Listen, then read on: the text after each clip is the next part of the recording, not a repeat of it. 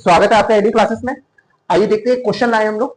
देखिए है क्वेश्चन बहुत आसान, लेकिन इसमें अप्रोच करने में और मानने में, जैसे हम लोग क्या सपोज करें, किसको क्या लें, थोड़ा सा इशू होता है। तो इसी चीज को हम लोग समझते हैं। देखिए जो सबसे छोटा एक्सपोनेंशियल पावर है, सबसे छोटा वाला, सबसे छोटा जो एक्सपोनेंशियल पावर है उसको हम लोग ले लेते हैं। जैसे यहाँ देखिए एक्स पे पावर 1/4 दिया हुआ है और यहाँ एक्स पे पावर 1/2 दिया हुआ है। तो पहले उसको अप्रोच करते हैं जिसमें छोटा कम पावर है। तो एक्स पे पावर 1/4 जो है इसको हम लोग सपोज कर लेते हैं टी।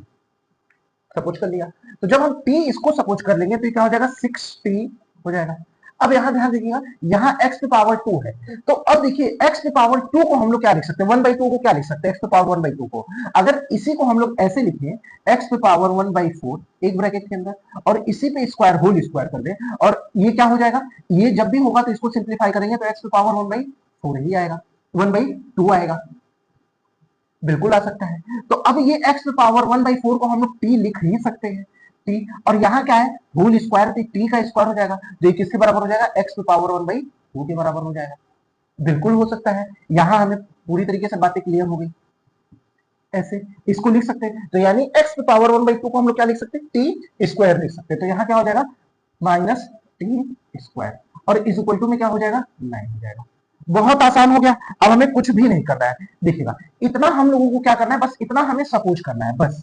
अगर ये हमें समझ में आ गया तो ये क्वेश्चन आसानी से हो जाएगा। अब हमें क्या करना है, बस साइड चेंज कर देना है। तो देखिए अब साइड चेंज कर देंगे तो क्या हो जाएगा, टी स्क्वायर उधर चला गया।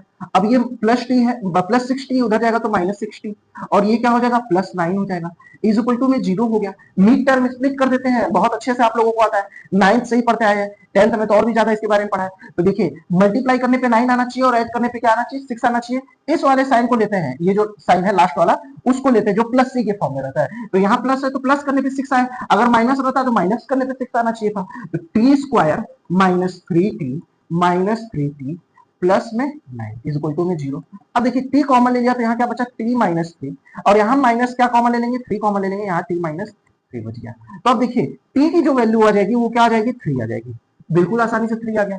अब इस t की वैल्यू जो है, और हमसे पूछा क्या है, x की वैल्यू पूछा है। क्या पूछा है, x की वैल्यू। तो x की वैल्यू क्या होगी, यहाँ अगर t की वैल्यू हम लोग पुट कर देते हैं तो अब यहाँ क्या हो जाएगा, देखिए 9 हो जाएगा, और यहाँ क्या हो गया, इधर हो गया हमारा x पे पावर 1/2, यही x की वैल्यू पूछा है। अब यहाँ 1/2 है तो यानी अंडर रूट लगा हुआ है, तो अगर बोथ साइड स्क्वायर कर देते हैं तो क्या हो जाता है 81 हो जाता है, और इधर स्क्वायर कर देंगे तो क्या हो जाएगा x हो जाएगा। तो x की जो वैल्यू आ रही है क्या आ रही है,